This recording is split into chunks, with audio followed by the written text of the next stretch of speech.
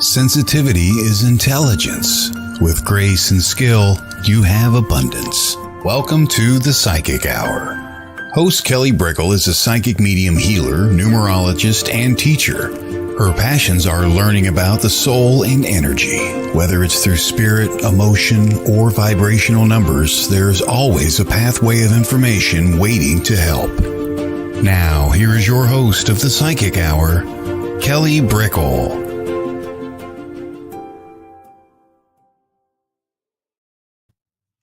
Hello, everybody, and welcome to the Psychic Hour. We have a Monday episode.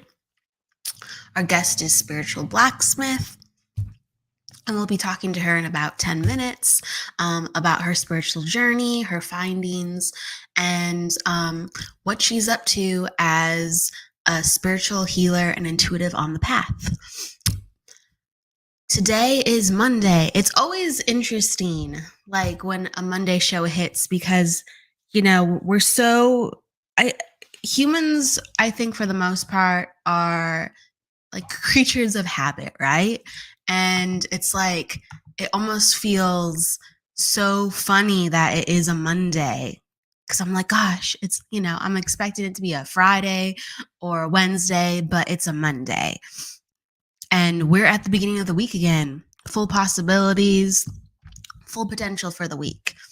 And I have a busy week and I'm excited. I really am. I'm smack dab in the numerology readings class, and we've been having a lot of fun with that. We have been diving into like actually learning how to do calculations as we go. So it's like very hands-on, and I'm just having so much fun with it. It's just kind of in the moment, right? It's like, you've learned about this. Okay, you're going to use it right now. And I'm just really excited. I'm really excited. I've been teaching that class for about 8 years. And this is the first time I've actually just like thrown people into numerology exercises and groups, because you need so much foundation. You do. But this is so fun because this is a different way to learn, and it's working. And I love it. I just love it. I just love talking about when, there's epiphanies and ahas amongst our personal, classes and teachings and findings. So that's one of mine. We're going to be continuing today with it, so I'll have more. And also I'm going to have some classes coming up with like a card reading class. And also a psychic development circle and the clairvoyance class again. So I'm very excited, and just, it's a good year. It's a good year. And every year is different for us. It's really true. I'm kind of like in the numerology kind of, I guess, inspirational like vortex of ideas. But yeah, like for instance, a couple years ago, so I was going through some health issues like in around 2020, yeah. And it really made doing a lot of things like rough for me. Like my energy levels were just, they weren't the same. They weren't the same. I can go into it on one episode, but I'll just give it to you in a nutshell. So basically I had like something happen with my health where they were looking at things like, did you have a mini stroke? Right. So all these things were offset in my body, and like my motor function was offset. And so I was gaining that back. And luckily I recovered really quick, but I had trouble, like speaking and walking for, this amount of time, it was like on and off, like kind of how it would surface. But luckily, within a couple of months' time, it kind of started trailing off. But it took me a good year and a half to really start to, every time I'd be like, wow, I feel better than ever. I feel like myself. I would realize, I'm like, wow, I'm still so very tired. So it was a lot. And so certain years, even in my cycle, my numerology cycle, like reflected how I was in a resting phase, how I was in a learning phase, right? And sometimes when we are in those phases, we just have different tendencies. And I think that's important to share because I love teaching. Like, I absolutely adore it. It's close to my heart. But during those years, it was very hard for me to teach, even when I had very high energy levels, even when I was very articulate, even when I felt like I was stronger than ever. I was still healing.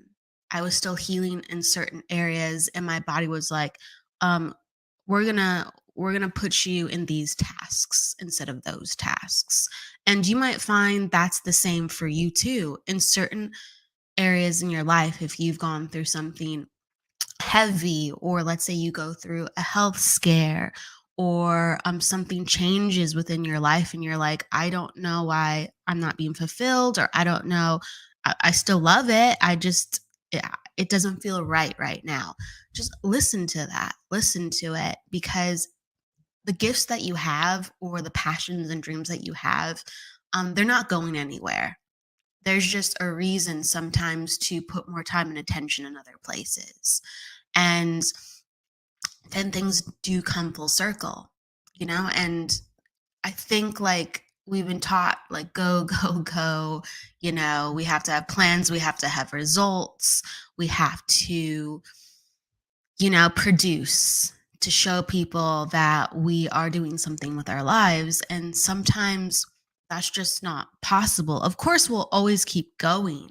Of course, we'll always keep, trying. And life does go forward, right? No matter what we do, in some way, we're living, life does go forward. But um, it's okay. I think the quieter periods, I think that's a big spiritual understanding, even if you understand the concept. Like, if life forces you, or you find yourself in a place where you come to the conclusion, I really got to take things a little bit slower.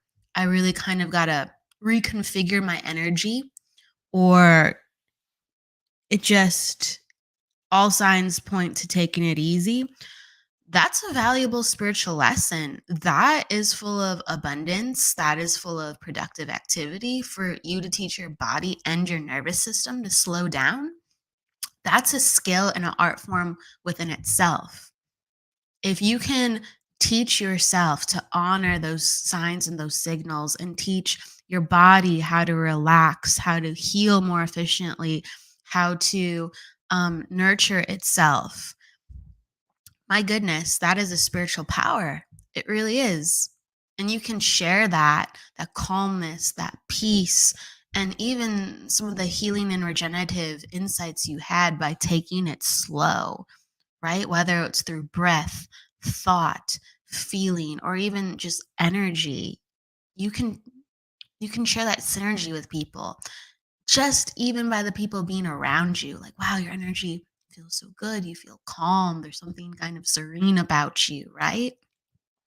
Something kind of just comforting about you. Those results multiply and magnify around you. If they've truly made an impact on your own life, my goodness, they will do the same with other people's lives, in subtle ways or in big ways. But we share energy, and my gosh, is it powerful. And my gosh, is just the concept of power, to know when to go fast, right? And produce and be extroverted, and to know when to go slow and be calm, and to be, restful. Rest is a great power, right? And I know I'm always learning about the power of rest. There's many different powers. There's, being a human, the power of time, the power of um my goodness, of course, the obvious one is like abundance, right? And what our forms of abundance are. And time, of course, resources, um the quality of people around you, So many different powers in the world and how we can use them. And sleep and rest is a power. Regeneration is that power. And it's just, I guess the last thing I'll say is don't overlook the small but powerful spiritual truths. And if you find yourself in a place where your head's scratching, you're frustrated, you're not sure of, there is wisdom there. There is profound wisdom and truth there. You are at that moment, and if you seek, you shall find. So, just a couple things off the cuff.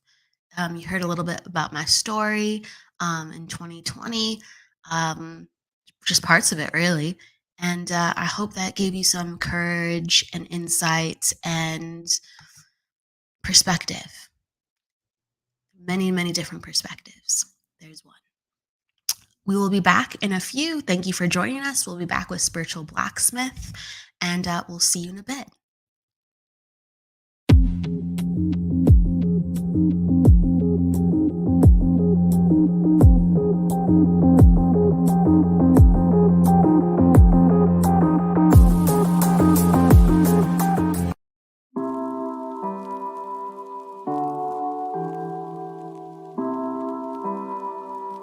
Brandon Wainwright, author of Tyson's Gift, How an 8-Pound Canine Became a Man's Greatest Spiritual Guide, and owner of Tyson's Gift Healing Arts, offers Reiki as well as color and sound modalities to anyone seeking physical, mental, emotional, and spiritual healing.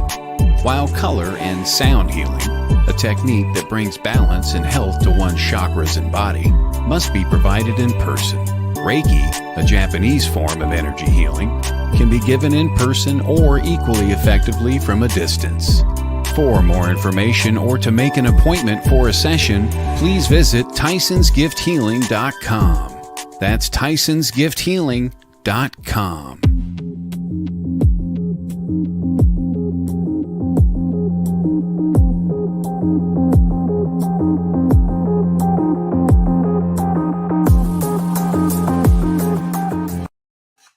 Welcome back to WLTK-DB, Let's Talk Radio on the Psychic Hour. So I want to give a warm welcome and introduce Spiritual Blacksmith. Spiritual Blacksmith is an energy healer, psychic medium, and yoga teacher. She holds spiritual retreats and healing ceremonies for those looking to explore and journey into themselves. Hello. Hey, how are you? I'm doing good. I want to give you a warm welcome this afternoon. Thank you. Hi. What have you been up to? Oh, a lot. I've been traveling, been teaching classes, been giving talks and sermons, making spiritual goodies, doing readings, coaching, you name it. I've been doing it. Absolutely. Yeah, you really are multi-talented, and I'm like connected with you on social media, and you've been traveling. So I'm like, I don't know where you are in the world. What are you up to? I know. I feel like Carmen San Diego. I know. Yeah. I love traveling. It is a way for me to connect spiritually. I like to go away and kind of do some reflecting. And then every time I have a travel trip, I always meet someone or a group of people that need spiritual help. Every single time. So it's a blessing, and it's also a learning experience. I get to come back and I have stories and new topics to give talks and sermons on, new topics to do workshops on. So it's always an amazing blessing to be able to do that. Absolutely. Is there something that happened recently with the spontaneity of traveling where you can share a story where you're like, that just happened organically? Ooh, what's a good one? Oh, geez. Well, I was in another country, randomly met up with this person and ended up spending a few hours with this person. And we talked about how this person had not was looking to reconnect with their birth father and had been raised by someone else. And so, it was a time for me to give spiritual guidance to the person who didn't really believe in this type of stuff, and I had some words to share from my own experience with my family to help this person. I knew it was divine timing to be able to have that conversation and give that person some understanding of how the spirit world works, how we are all connected, and help explain how that yearning had been going on within this person. And so it was a divine timing type of moment, to be honest.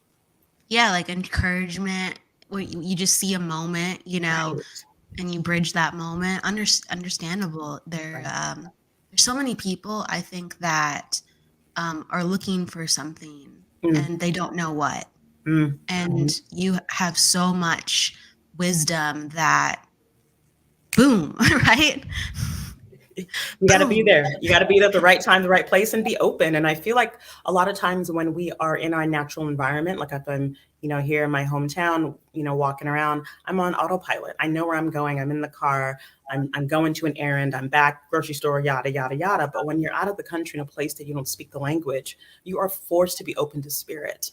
You don't know where you're going. You don't know what the signs mean. And so when I'm in a place like that, I literally just go, all right, where should I go? What should I do today? Because I don't have a schedule. I'm not on an agenda. And spirit's like, oh boy, this is really when we get to play with you. Then, I'll be walking on the street and they'll go, make a right. And I'll make a right. And I'll turn and keep walking. And then why don't you go sit down there to have something to eat? I'll sit down, have a conversation with someone. All of a sudden they're telling me their life story. And all of a sudden I'm giving them a healing through my words. And I'm like, wow. So it's like, if I can just be present in the moment like that when I'm at home, that'd be amazing. But when you're at home, you have your cell phone, you have emails you're returning, we're always, when we have a free moment, we're like this, even at a stoplight, we're like this. And so it's rare that we actually let our spirit team play with us and be with us the way they want to. So that's why I love travel. Like the sense of freedom, it's on a different level. Do you feel, because you talked about kind of, my cell phone or things that I'm doing, obviously if I'm local, if I'm at home, but do you ever feel kind of like, I can just be divinely guided to go wherever I need to go. And it's like, no one's going to see me again. So I'm just going to live from the heart. Right. And then just, I know I gave it my all, no consequence. Yeah. It was the right thing to do. Yeah. I mean, it's the human experience is such a wonderful blessing. But at the same time, we have to remember we're here fighting to remember why we came and living out that purpose. And so, as lovely as this human experience is and can be, sometimes we just get lost in it. And we forget to do what you said, like you're here, like, what's the worst that can happen? Like you chose to come here, like go out, live your life and meet people and meet new people and experience new things, but sometimes we just get comfortable, we get in our own little world, our own little shell, our own little habits, and we just keep plugging through the day and we forget that we only have one life to live in this lifetime. And just be excited. Go live each day like it's your last, because it literally can be. It can in the moment, be. Just like that. So you never know. Did you always have this thirst for adventure or travel since you were young? I would say no, but I was raised, my mother was a nurse when I was growing up. So we moved around a lot.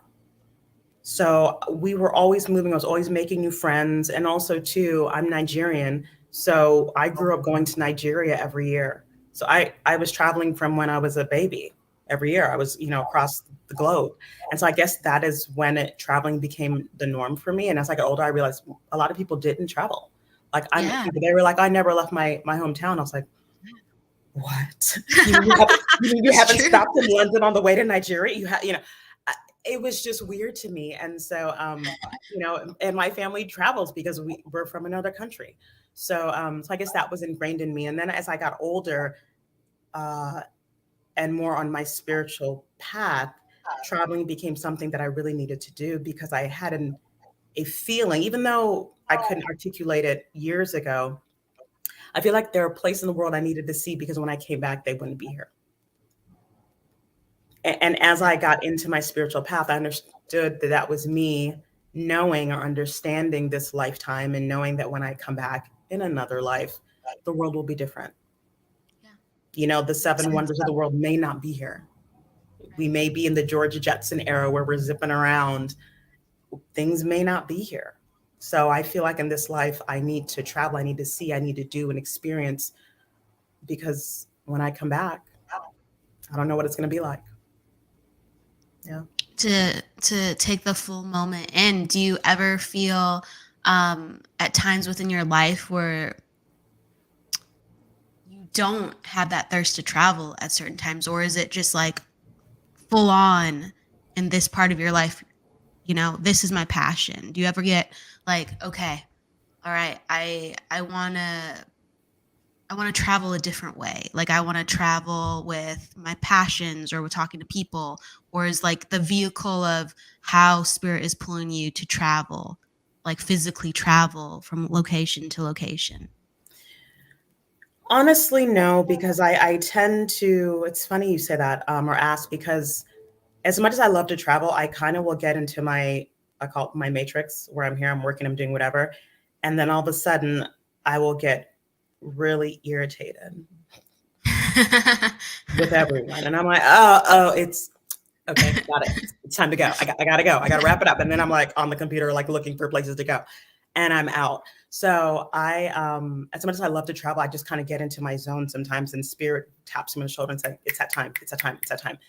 And then I go off somewhere, and I don't really plan too much about it, because I try to keep my human brain out of it. So I go, okay, I'm just going to travel to Italy.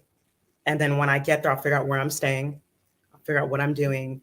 And I flow like that. It's really my time to release my type A self and let her just chill out and go with the flow. So I'm not an overly planner traveler. Right. It's literally my time to let spirit play with me. And I'm always amazed at everything. Every time I leave the country, yeah. So. So I find this fascinating. So you just get on the computer and then you go, show me where I want to go, or where do I want to go? Like how, because I don't hear a lot of perspectives from somebody being so like free, where where they're going internationally. So I'm really curious kind of how you said spirit creates it, evolves it for you, but is it like a feeling, or do you have like, spirit, I want to go to Europe, I want to go to Africa, I want to go South America, where on the map should I go? Like how does that process happen? It's literally, it could be someone saying something, mentioning a country, and I'm like, oh, whatever. And then it comes up again, and I'm like, oh, okay. And then, but first of all, I will say I don't like cold and I don't like snow. So I'm not going anywhere where it snows and where it's cold. So, so it's someplace warm and tropical. And either it's come up before, or I'll just get an inkling like that's a good place to go. And then I book a ticket, and then I go, and I just see what happens. Yeah, it's very weird. It's hard to explain, but it's just a time to just go. And I know I'm going to be safe, because I know my spirit team is with me and they're guiding me and supporting me. So I'm never worried about anything. And they always make it easy. Either like I'll think about a certain place and all of a sudden there'll be a flight deal there. I'm like, oh, well, there you go. All right. And then someone will go, oh, I just came back from there. Oh, look at that. And then I will get some more insight about places I should go to. And then I'll kind of feel into those, and I go, oh yeah, I should go there. Okay. So it's a time for me to release the reins on the control and see what's going to happen. Through the metaphor of travel with releasing control, has spirit ever said like, hey, you need to do this, and then let's say you look up the flights and they're ridiculously expensive, or the only hotel is like, again, there's all these obstacles, like it's so far away from the airport, and you're like, really? Like, you want me to, like, this is supposed to be easy. Have you ever gotten like a challenge, but then when you had to work it out in some way and kind of put the pieces together? So my spirit team knows me very well. Yes, and I'm just asking. They know that I'm like, okay, I'm out. Like that, so they don't make things too difficult for me, because they'll be like, no, she'll dip out. So right. They will make it easy for me. But there's one time that I did have a challenge. I was in Cambodia, and I love Cambodia. I was in Siem Reap, loved it. And people are always like, oh, you're going to go to Phnom Penh. I was like, no, because I just felt like it's not a place I need to be. never was drawn to. And also that's where the killing fields happen of the Khmer people. So it's a very energetically heavy, dark place. And so when I found out more, I'm like, oh, that's why I've never had a desire to go there. I will respect that. Cool. But I love Siem Reap, other places. So anyway, I was with someone, and so we were going to go to the islands in Cambodia. But the way to get there is to go to Phnom Penh and then go to the coast and then take a ship out to the islands. And I was like, well, fine. So we were only going to be in Phnom Penh for like not long, like literally like not even a day.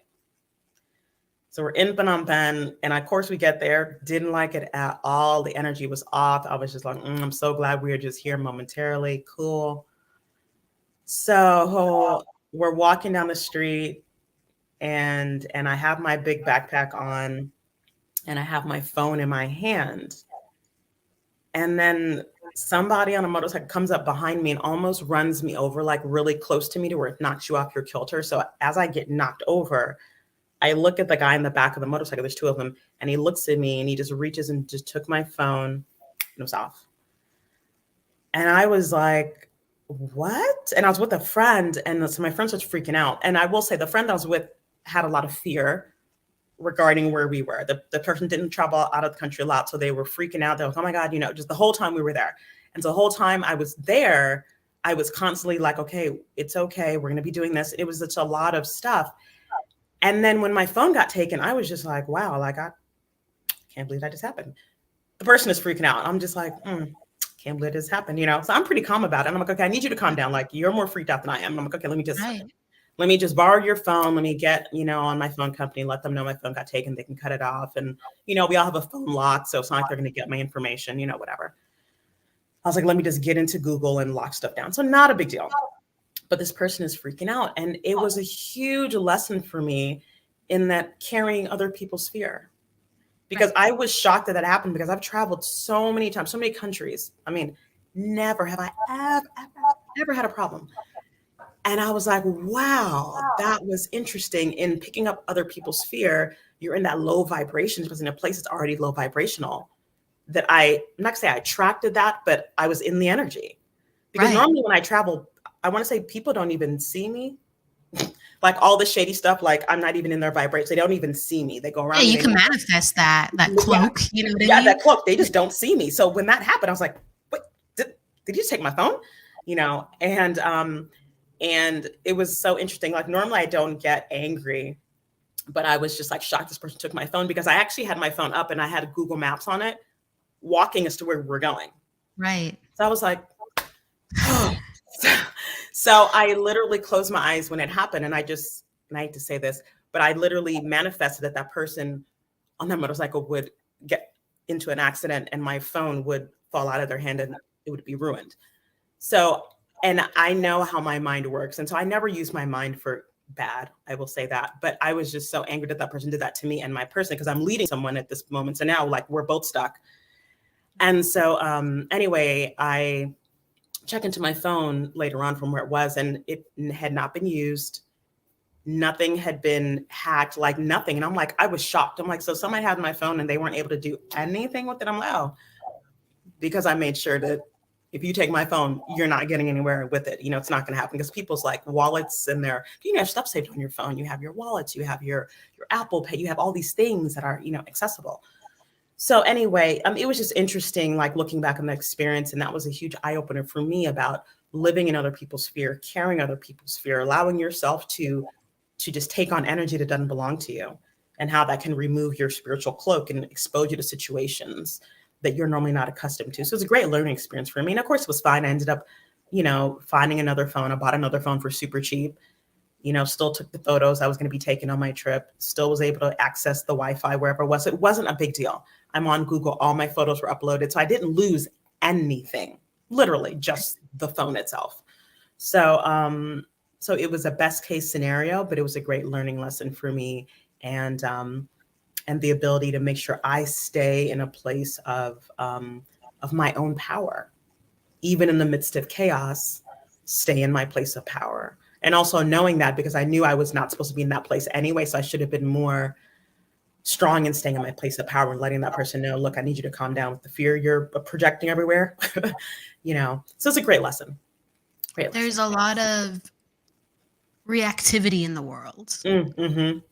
And maybe someone has learned within themselves to be calm with certain situations, but there isn't flexibility taught to us to be calm and just be okay when bad things happen. It's like we have to have some type of emotional response, because everyone who has come before us, like grandparents, parents, the way they dealt with it was some emotional response to let the world or their family to know, I'm not okay when this happens and this is bad. And I want everyone to know that if something bad happens, it's bad. Right. Have you, in that light, I know you do a lot of healing ceremonies and retreats where you work with people. Do you have like exercises, or do you work with people to let go of their fear? Because that's something that you have so much like peace and calmness in, and you're just like, you know what? I'm holding the vibration. It's going to be okay. I'm holding the vibration that everyone can be calm. I'm holding the vibration that spirit's got this. Right. I work a lot with people and their chakras and their energy and knowing your energy. And I know you do a lot of chakra work as well. I like your background as well. Thank you. And to me, that's where it all starts. A lot of us, I find, are not aware of our own energy. A lot of us walk around, either sick or crabby, and you're just like, I don't know what's going on. Half the time, it's not even yours. It's not even your stuff. We're so sensitive energetically, and we don't understand that. And so being able to understand and learn your own energy, I think, is step one to any type of spiritual work at all. Knowing your baseline, because once you know your baseline, you are in tune with yourself. You begin to listen to yourself. You understand yourself. Then you grow confidence because your wisdom is coming from within. So then when something is off, you're like, oop, oop. Like it doesn't get very far with you. You'll notice when you come around a certain person, you're like, every time I'm around Susan, I don't, got it. Not that Susan is a bad person, just energetically, you and Susan are jiving, or every time I go to a baseball game around a lot of people, I get an intense headache. Oh, energetic, that's not the place for me. So you start respecting your energy a little bit better, which allows you to create boundaries better, which allows you to be stronger in who you are, because now when your boundaries are beginning to be touched in a way that's not comfortable for you, you have a choice. You're empowered. You can either stay and let your boundaries get violated, which fine, or you can remove yourself from the situation and respect your boundary. So I feel like learning your energy just empowers you as a person to make better decisions about your life.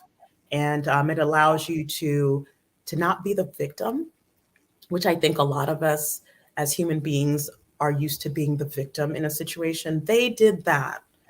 And yeah, a lot of people do bad stuff. Yeah, they do. Not even, dismissing that at all.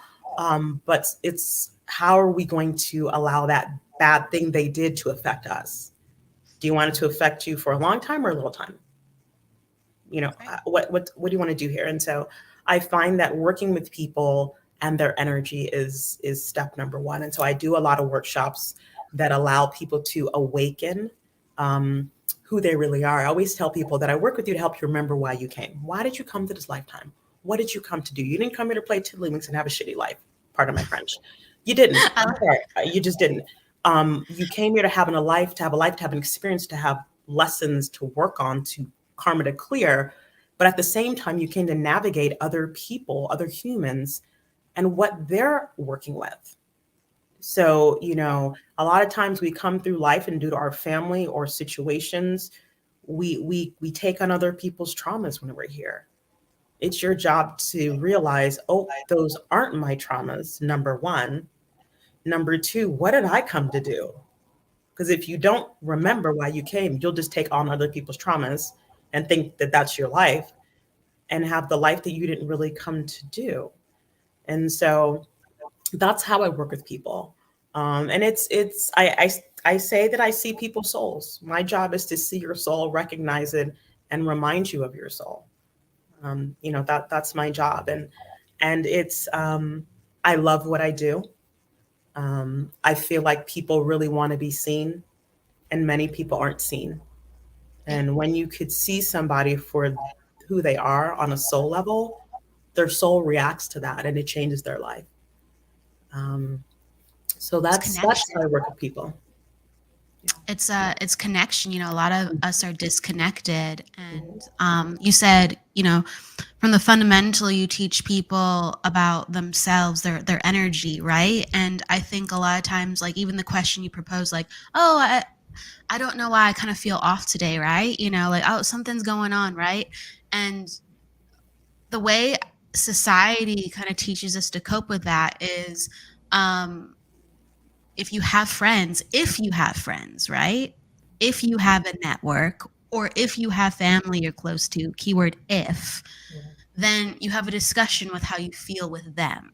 There's no work on the individual's part to go, let me see what's going on with me. Right. And you know what I mean? So it's like we're not even taught to actually actively look at ourselves. Everything we do is based on others, even the contemplation of what's going on with me. Right. It's the external measuring. We've been socialized to measure outside in. That's how we're not taught inside out. And that's the hard part, you know. It's like we're not taught to trust ourselves. Yeah. We're not taught to trust ourselves, you know. Even learning things, you know, we learn things from books and things that other people wrote that tell us how to look at the world.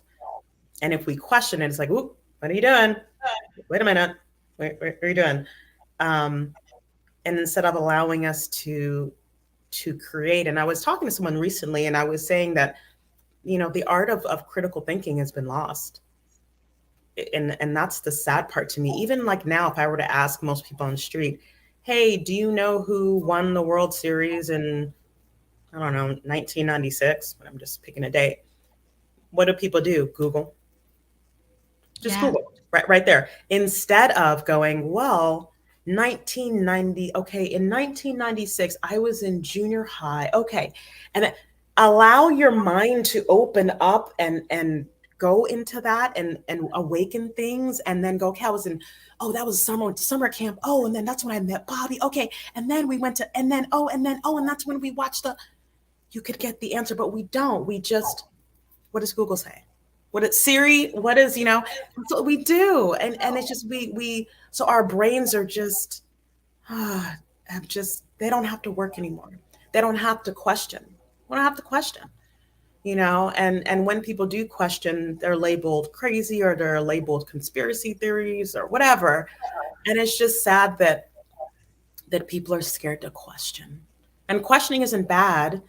It just allows your own internal wisdom to percolate and see, is that true? And more importantly, is that true for me? It may be true for you, but is that true for me? Is that my truth? Because my truth isn't necessarily your truth. And that's okay. Yeah. You know? There's a lot more things that need to be shared and brought to the surface.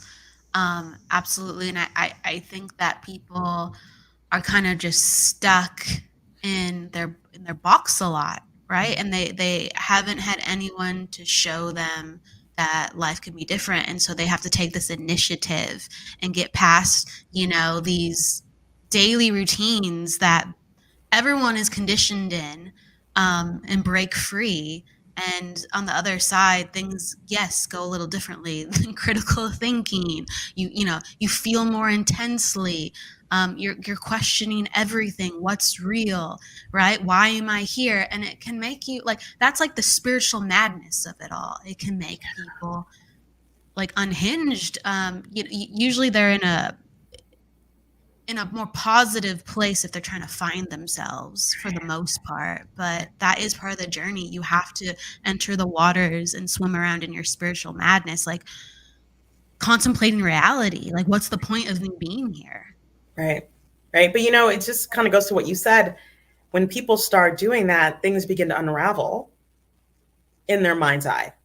But that unraveling is simply a revealing of an opening of the lotus flower.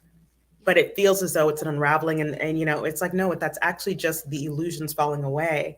And trust me, what's on the inside is way better than this illusion that has been created for you, if you just have the courage to just stick with it, you know. And I feel like us understanding that we have a spirit team, guides and angels and loved ones on the other side who love us and who are not, who will never let us fall and fail.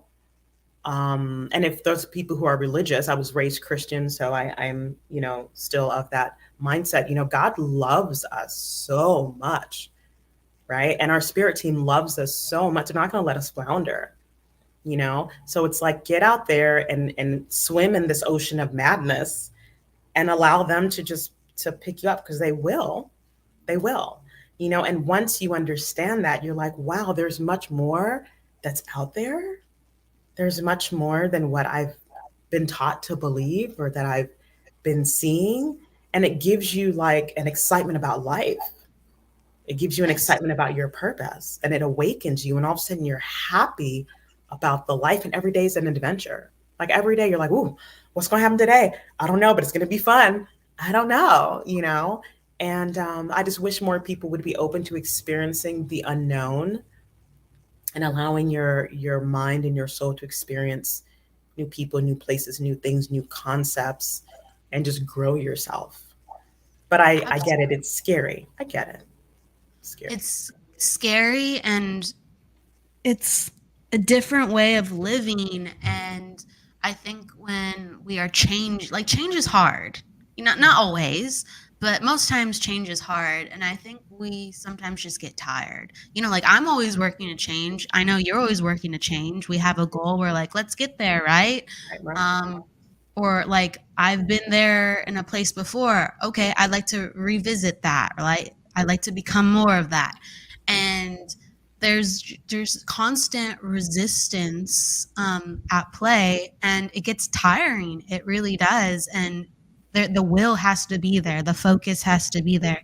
And there is a way where we surmount that obstacle, but in the jungle of it all, it is quite difficult. And you really have to pat people on the back that have come a certain, you know, distance, that are, you know, doing the work. You have to pat your fellow people doing the work. Like, hey, you're there too. Hey, you came to that realization. Like that's not easy. Like, and not many people think that way. And you're really helping other people because of that. Right. It's yeah, like you said, it's hard work. It's not easy. It's not easy, but it's so rewarding. It is. Like, I wouldn't go back for anything. I wouldn't go back to the way things were. If you would have told me 15 years ago that I'd be doing this, I mean, I'm a lawyer by trade, I'm a litigator. If you told me I'd be doing this, I'd be like, oh, you've lost your mind, ma'am. No, yet here I am. And I don't regret any of it at all. And it's only enhanced and deepened my life experience. And I find, just like you said, when you're like this, you give other people the permission slip to explore this for themselves, because we all have a yearning to find out the deeper meaning of our life. We all do, but we're like, how do we do it? I don't know. I don't know. But when you see someone doing the work, it at least gives you a little bit of an inkling of, okay, then that's a way. So for anyone watching, tuning in, you know, something small you can do is start traveling, even for a weekend. Just get out of your place and go someplace where you don't know anybody. I would recommend someplace out of the country if you can, but go by yourself. Go by yourself. Give yourself a chance to be with yourself. Yeah, you know, if you're some called, people are like, I can't do it. Yeah, just go. And even if you're not called, just go. Just go. Just go. Yeah, don't even add if you're called. No, especially if you're not called, do it. Challenge yourself. You won't regret it. You will not regret it. Yeah. Oh my gosh, I can just like as you say that, I just imagine my mom in some like foreign country for a second losing her mind. But she'll find it. They always find it. They'll be like, and they're like, oh, okay, what's about that? All right. If you don't have a calling to go to Morocco, just go. Just go. You'll be fine. I'm always like, you'll be fine. I always tell people it's fine. And it's funny, just like little kids. Whenever little kids hurt themselves, you go, you're okay. You're okay. And then I'll be like, okay, I guess I'm okay. Yeah, you're okay. You're okay. Sometimes you just need someone to tell you, you're okay. It's going to be okay. I don't know how it's going to be okay, but you know what? It's going to be okay.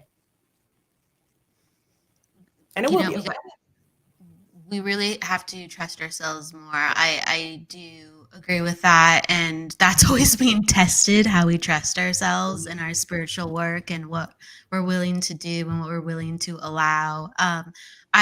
I like how you talked about, the lotus opening, like our wisdom opening when we do the work. And, like you're familiar with this. I know you are, like, hail the jewel within the lotus. So there's all this, there's a jewel within ourselves, and there's all, the jewel within what we'll find, energy, truth, right? And there's so many facets, and you will never be bored once you find an access point where you're like, oh my God, I saw this, I felt this, and that was real because I had validation, I had evidence attached to it. So the world can operate like that. The world does what? Like, you never get bored, and you're always being surprised. And I remember when I kind of would talk to my friends, like growing up, about, well, don't you want to question things? And how do you think the universe works? I remember, one of the responses that I was like, oh, wow. Like, I was actually surprised by it. I really was, because this individual is actually like quite smart and good in school and stuff. And, I was like a teen at the time. And she's like, my brain doesn't really think like that, Kelly. Like, that's like, and she literally just kind of pat me, almost like patronizing on the back. Like, no, that's really cool that you think like that. Like, like, that's good to think like that. Right. I'm like, oh, I think that was her way of being kind in a way, as much as it was kind of strange, the response. But I was like, wow, like, she has no interest. She literally has zero interest. And some people around us, that's just, they're not there, but that doesn't mean that it's not valid. That doesn't mean that there isn't something great there. The last thing I'm going to say, because you're just inspiring kind of some thoughts on my spiritual journey. I would sit for hours and hours in my room, and like my parents growing up, they thought I was doing nothing. They're like, what are you doing there? I'm like, I'm just, I'm meditating. I'm actually doing a lot. They're like, what are you doing in there? Right. And so I had all this time and energy, and it was like I was traveling, right? I was traveling, and it was just awesome and learning and growing. But everyone around me was like, you're just in your room. Like, there was nothing to show, right? And so I think that's what deters people. They're like, I'm here, but then no one else can see where I am. Yeah. But this process of what we do, it's a very personal process. Yes. And I always tell people, because I'm a big science nerd as well. I'm very left brain and sciencey, but like no two people have the same fingerprints, proven, even identical twins, no two people. So I always tell people when I work with them, I said, no two people have the same fingerprint, which means no two people on the face of this earth are different, which means no two people are going to experience spirit in the same way. Period. End of discussion. Your journey, your movement, your growth, your unfolding will not look like anyone else's. So when you look at someone, a teacher, and go, oh, I want to read like them. I want to be able to see visions like, let it go. Just let it go right now. Your unfolding, your jewels are literally unique to you, And so I think that it gives people a lot of comfort to understand that their journey it is impossible to be like anyone else's. So for some people that's in their room, that's some people that's like meditating. For some people, it's walking in nature. For some people, it's going to the beach and surfing. For some, it's different. And so when I work with people, like I tune into your soul and go, how does your soul express its gifts? And how do we work with those gifts in this lifetime that you chose to come into to work on the things you wanted to work on in the way you wanted to work on them? Because everyone is different. And I think it gives people a lot of comfort, and they're okay with opening up to start their spiritual path or to dive deeper into their spiritual path. But like you said, some people is just sitting in the room contemplating life, contemplating the universe, looking at the stars. Like, we don't know. Who are we to judge? You know? Yeah, we don't know. I do think every decision, and tell me what you think. Every decision in life, I do think, is spiritual, even if it's crazy, even if it's low vibration. Like, everything teaches us about ourselves. Is it the best decision? Of course, like, we can argue that, because there's certain decisions like, that was crazy, Right. don't do that again. No. But everything that we do is spiritual, and as long as we're connected to ourselves, we're igniting something, I think, meaningful. And that's like, if you feel lonely, if you feel misunderstood, just understand yourself, learn about yourself, connect to yourself. That's spiritual work, right? Like, when so you understand this too, like, as a medium, as a psychic, as an intuitive, like, you're interacting with people's souls because you've interacted with your own soul, so now you're able to do it with others. Right. Yeah. Had I not done the soul work, I couldn't. I mean, I didn't grow up, seeing dead people. Yeah. I'm very practical. I'm very grounded. So now I'm like, dead people, it's not in the Bible. Where do I see? Like, grew up like that. And so for me to have like opened up this completely other side of myself later on in life, I had to get in touch with myself and go, wait a minute, what's going on in my life? Like, what, and that connection with myself, that strong connection with myself, allows me to then see other people in that same way. So you're completely right. It's not easy, and every decision we have in life leads us to something else. And so I'm glad that I decided, 15 plus 16, 17 years ago, to start unraveling what was in my world that was great. I mean, everything was fine, but I was just like, I don't know, something, don't know what it is. But it was that desire to just go, because I'm very logical, like A plus B equals this. So I was like, wait, what the equal is weird here. What's going on? And so I went down that path, and here I am. So it's great. Allow yourself to make these decisions. I mean, it's either taking the direct route or taking the scenic view. It's all good. You're still going to get there. But yeah, it's not easy. It's not easy, but here we are doing the work, Can you talk more about like how you started the journey of doing the work, or even how once you figured out like, oh, okay, there's something more to this equation, and it's so meaningful to me that I actually want to make this part of my life? Yeah. For me, it was just, like I said, I grew up very Christian, reading the Bible, going to Sunday school every Sunday. That was my life. Loved Jesus, and very happy with that. But I remember probably back in 2007, 2008, just feeling like that, successful lawyer, litigating, but just, I couldn't put my finger on it. Could not put my finger on what was not right. And through that, and I always feel like spirit, just like the Bible says, God's never going to put more on you than you can bear. Your spirit team is like that too when it comes to spirituality. They're not going to put you in a situation that they know you can't handle. So they're going to only work with you when you're ready. So I feel like they knew that, okay, she's ready. Like, I think she's at the bottom. Like, she's ready to really open up to the gifts that she really, has and came to work with. And so at that point, I just ended up meeting someone who is spiritual, and I say spiritual because they weren't Christian. They were like spiritual, like doing their own stuff. And I was like, whatever, but they were really nice friends.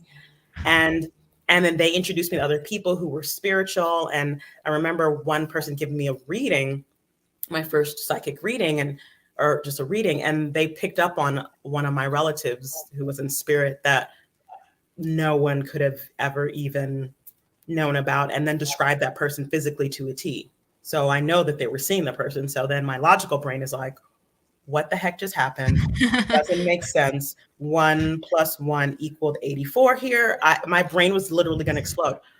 But that's how my brain works. My brain really needs to see something that seems to be impossible, but happened. Yeah. And so it just caused a little shift in my energy to allow my brain to go, okay, well, then there must be something to something, because that didn't compute, but the answer's right. So I don't understand how that, and that was the beginning of it. And that allowed me to begin to explore my spiritual side. And I had to come back to that safety, and that, I love God. This has been my religion my whole life. Like, why would Jesus ever lead me astray? And Jesus and God didn't. They were like, okay, it's time to step it up, honey. You've been in this little box. You've had God and Jesus in this box your whole life. Okay, there really is no box. If you believe everything that you read in the Bible, like God is omnipotent, like why do you put God in the box? Why do you think God only exists like this to judge people and do all these things? And I was like, oh, I guess you're right. If I believe all the things of faith and all the things that I read about, do I really believe them on a soul level? And so it was a test of my faith, to be honest. These words, these Bible verses that I memorized and could read the Bible, quote it front to back, but what did they mean on a soul level for me? And so it was that pushing, that testing that allowed me to step into where I am now. And then now when I look back, I see that it's all the same. It's just different packaging. It's all the same. And it really gave me a deeper sense of faith, to be quite honest, doing what I do now. And it's been amazing. And every day I grow. Every day I learn more gifts about myself.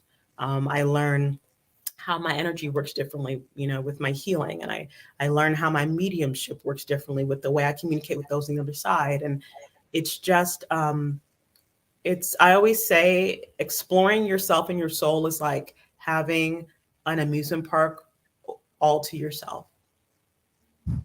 You just get to run around and get on any ride you want, and then go and walk. Oh my God, there's a new ride. And it's like an amusement park that just keeps building as you explore it. That's a great analogy. And some rides you're like, what the hell? Okay, but hey, you know what? Maybe you're not gonna ride that ride no more. That was a bit much. But there's another ride.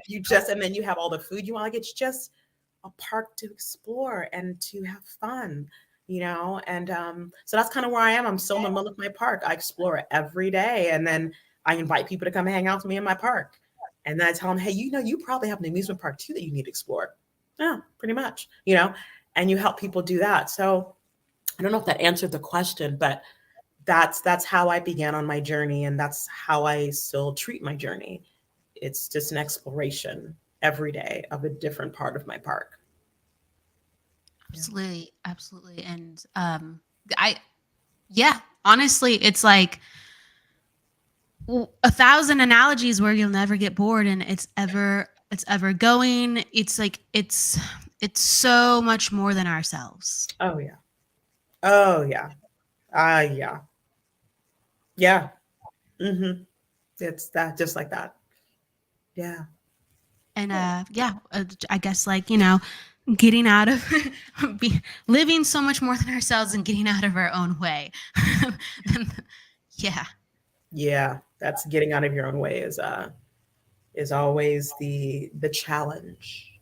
Pesky humans, human brains, dang it, they get in our soul's way all the time. But I always say your brain exists to keep you safe physically, but its metaphysical function also tries to keep you safe spiritually and emotionally.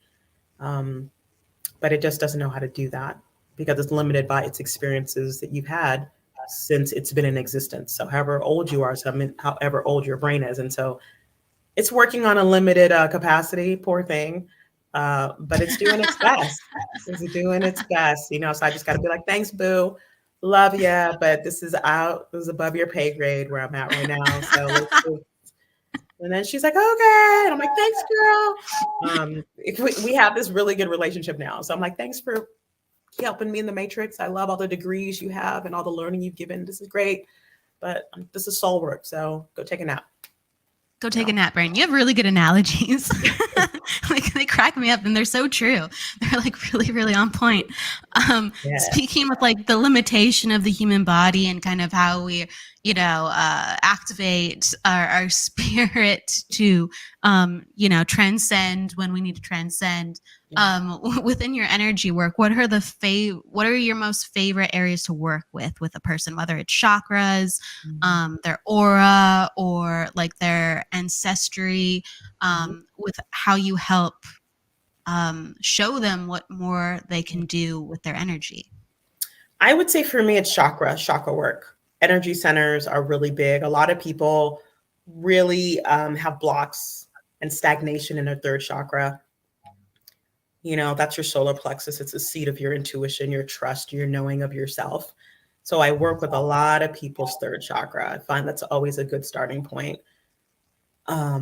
Yeah. And then move from there, because your chakras really hold energy and hold emotions. In fact, your whole body does. A lot of times when I'm with the client, I'll just run my hand over their energy, their body, and things will come up. I'm like, oop, what happened when you were 4? What's going on right here? And they look at me and I'm like, Don, 4, what happened? And we unpeel it. And it finds out that, a trauma happened at 4. Not even anything crazy. It could be, they moved houses. But that thing, for some reason, unsettles. Yeah. Something happened and that's still at play. And I always tell my clients, when I'm picking up on something and you're 50-something years old that happened when you were a kid, that means it's still at play now.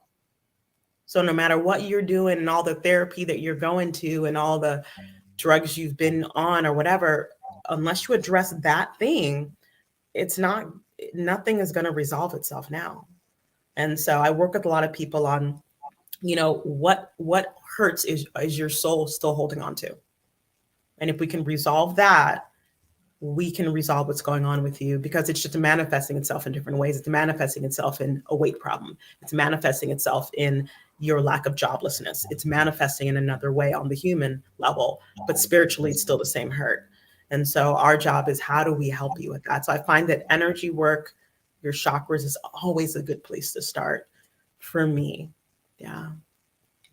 So do you go back to then origin point to origin point to origin point, and you just go deeper with then the energy healing, or like what's your process then for someone who would like to explore that? I always say I am so unique. Back to the fingerprint, no two people have the same fingerprint. So I cannot approach people the same way. Absolutely. So my first step sometimes is just, let me just run my hand through energy. What's going on? Boop, boop, boop. Okay, let's start there. And let's dive in and let's peel what's going on and see where we get it. For some people, I could, work with them creating mantras for themselves. Some people, it could be energy work, literally shifting the energy. For some people, it could be tuning into loved ones on the other side and see what they are saying about what's going on to help them. Like, it really varies. And also, I'm a medical intuitive. So sometimes I'm looking at, your organs on the inside and what your organs are holding. It's literally so different for everyone. So it's very individual. And I like that about the work that I do, because, it lets people know that I'm seeing you for who you are and just you for who you are, because no two people are the same. So that's basically my process. I just feel like Spirit has blessed me with so many gifts in this lifetime. And so I just have my bag of tools. And I pull out different tools for different people and different combinations, because I know I need to work with you in the way that works best for you. Yeah. What are some commonalities? Because you said that the solar plexus is one of the main places that you work with individuals. Mm-hmm. What are some commonalities that you see from person to person with issues in the solar plexus, whether from a physical standpoint, an emotional standpoint, or somewhere on the timeline? Mm-hmm. A lot of it is confidence. A lot of people have a lack of confidence. And a lot of people have that lack of confidence because of something that happened when they were young. Either their voice, they didn't feel like they could speak up, or when they did speak up, they were either made fun of or shut down. And that, and it just causes them not to trust themselves. And I always, tell people that, your body has physical functions that mirror spiritual functions. And so, your solar plexus, you have your belly button there. And when you're in your mom's womb, your belly button is where your mother fed you. So you were taking in nutrients through your belly button, i.e. your stomach area, your solar plexus. When you come out of the womb, your belly button doesn't just stay a belly button. It's spiritually where you take in food and nourishment from the world around you. So what are you taking in through words, through songs, through people's opinions, through, what are you feeding yourself? And if you're feeding yourself, I don't trust me, everything must be out and go in, then that's what the energy that's going on in there, and it manifests itself. And some people tend to carry weight just around the solar plexus, just around their stomach, and I say, yeah, your body's trying to feed itself physical food, but really it's trying to feed itself spiritual food. So let's look at what you're feeding yourself. And you talk to them, yeah, I do not trust myself, I do call myself stupid, I do. And I'm like, yeah, I can tell, because I can pick up on that. And so that's a common thing that I find that happens with people. And also, a lot of people have fifth chakra issues, not being able to stand in their truth and speak their truth, and that sometimes does manifest itself physically in the constantly, or when they get in situations, that's when it comes up. Yeah, it's just very interesting. Your body just mirrors everything that's going on with you. So I feel like if people were more aware of their body not just being this thing that they complain about how fat it is, and know that this thing is this beautiful thing that talks to you all the time. When things are off, your body's telling you things are off. But, how do you know when to listen? What is it saying? That's how you learn to work with yourself and to heal yourself. I mean, you talked about your story on, going through your health challenges. That caused you to really get in tune with your body and go, body, okay, real talk, what's going on? What's going on? What have I been ignoring? And how do I get back into alignment with my spiritual, energetic self, and then your body falls in line. So your body tells you so much. Yeah. Our body tells us so much. The physical symptoms, and even just, I think younger people are going through a lot. And I talk about younger people, like even kids nowadays, or teenagers, and of course adults too. I'm just extending it because kids now are having psychological and spiritual symptoms that adults are having, and that's like becoming a commonality. So that's why I put them into the fold. Yeah.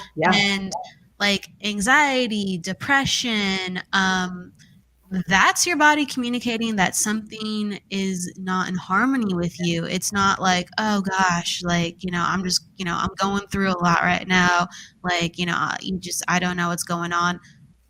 Is what, I guess I'm going through something, or my life sucks right now. It's like, no, your body is literally communicating for you to change something. And sometimes we're not in the place to change it. I understand. Sometimes, we don't understand the signs, but the more that we are connected to ourselves, the more we can be on a pathway to that. And like my personal health journey, very perplexing. When I was a teenager, I had a lot of health problems. So I cleaned up my diet, and probably everything was really good about my health except sleeping. That's always been my Achilles heel. So when things started happening in my body at that time frame, I was very deeply confused because I listened very incredibly well to I had a very good relationship with my body, but it taught me more things. Absolutely. Absolutely. Yeah. It's your body tells you so much. And and I always tell people too, you may not know, don't beat yourself up over it, but it's just knowing, being aware that something's off, and then going, okay, I need to just tune in. I need to tune in, but we don't teach kids, to what's going on. It's like, what do you think's going on? Well, I think, nope. What do you feel is going on? How do you feel today? How do you feel today? I feel crappy. Okay. Where do you feel crappy at in your body? No one asked you that. They're always like, I just feel crappy. Okay, but where do you feel crappy? And then how long have you been feeling crappy? Since yesterday? What time? 3 o'clock? Okay, what happened yesterday around 3? Where were you? Oh, well, I was, okay. And then you allow them to draw the connections, to connect the dots between when did they start feeling that way? Because I always say, when things happen to your body at a certain time, let's go back to figure out like what was going on about the time. Like, I've had clients go, yeah, my knee started hurting like 3 weeks ago. Oh my God, it's crazy. What happened 3 weeks ago? Nothing. I didn't hit it. I didn't fall. I know you didn't hit it or fall, but 3 weeks ago, what was going on that week? Oh, because for me, I was, for me, and I'm saying this for me because everyone's gifts are different. Knees work with decision making. So I'm like, what decision were you grappling with 3 weeks ago? Oh, it's interesting you say that. I mean, that was the time that I was trying to figure out this thing about this job, and I had to, okay. And it's just getting people to tune in a little bit. And then they go, wow. And I'm like, yeah, we hold energy in different places in our body because our body is trying to work with us, and knees bend because they direct you where to go. They're like, oh. So it's just allowing people to draw these natural connections that are not far-fetched, but that our bodies allow us to have. So yeah, it's like crazy. Nothing like spirit, like you said earlier, does not want to lead us astray. So if we just lean in and listen, even though we're going through the fire or going through, the saying, if you're going through hell, keep on going. As long as we keep on going, right. It may seem like torture, but you're going to get an answer. You're going to get, if you trust yourself, you're going to get an answer. Like your will to keep you on the planet will keep you on the planet. And that's the power of the solar plexus, like right there. Right. Hold strong, right? Yeah. Just hang in there. It will be all right. It will be all right. Yeah. It will be all right. Where can I could keep talking to you, honestly. There's, seriously. I want to make sure that people know where to find you, though. I want to make sure that if they want to attend a class with you, if you have something going on, to share that too as well. Right. No, thank you so much. So you can find information about me on my website, www.spiritualblacksmith.com. I'm also on Instagram, Facebook, Meetup, YouTube. I give sermons a lot, so I post my sermons on YouTube. So it's a great place to go and get a little pick-me-up, a little inspiration. I just gave a sermon recently on a trip that I had to Peru and some ayahuasca. So those people are interested in that, it'd be good to listen to. But yeah, you can find me that way. On my website, you can sign up for my newsletters. You can also email me directly on my website. I will respond. I'm available for readings and bookings. I do things in person and online via Zoom. So no matter where you are in the world, you can find me. I'm based out of Southern California. So I'm happy to meet if you're in the Southern California area or online. And I also make specialty teas, healing candles, healing chocolates, all kinds of things that I ship all over. So I am here if you need me for anything. Absolutely. A lot of things to choose from, physical and also services if you're not local. I always give my guests before, we wrap up the show, a chance to give one piece of like wisdom or the final say, something inspirational that comes from the heart, if they feel called to. What is something that you'd like to share with, the audience? You threw me for a loop there, Kelly. I didn't think about that. I know. It's like, hey, whatever you want. Honestly, like I've had people pull poems, pull a card, just say what's on the top of their head. I always find it fascinating how people kind of just, right? Well, I do do tarot cards, but I don't have any cards with me. It's just, I will say like I said, I was in Peru recently and I had a wonderful ayahuasca experience. And one of the key takeaways from that experience that was given to me was that I needed to abide in love. And that's really been swirling around in my mind since I've been back the past couple of weeks about what it means to abide in love. And abide means to stay fixed, immovable in a state of love. And I find that holding on to that really gets me through anything, because people are difficult. People are difficult. The world is difficult. But if you can just remember to abide in love, and when you abide in love, love is truth. And so it causes you to really stay in a place of truth with yourself and with other people. And so when you stay in a place of truth with yourself, you're honoring yourself. You're respecting yourself. When you're staying in a place of truth and love with other people, you're honoring them by being honest with them, loving them, making sure that you are transparent with them and just maintaining a level of truth and love. And so I just feel like if I can leave that with you guys about abiding in love, and it's not always easy, but then you remember that, you know, spirit loves you, your spirit team loves you, your guides love you, God loves you, whatever, you know, religious, you know, name that you have, like there is love there. And so just abide in that love. It's unconditional, it's unwavering, it is all around you. And so just harness that love and then allow yourself to be in it, you know? And so that's what I would say, just abiding in love. Abiding in love, being in love, very important thing to feel and consider. Thank you for that. I'm going to wish everyone a fantastic Monday. Thank you so much, Spiritual Blacksmith, for being with us here today.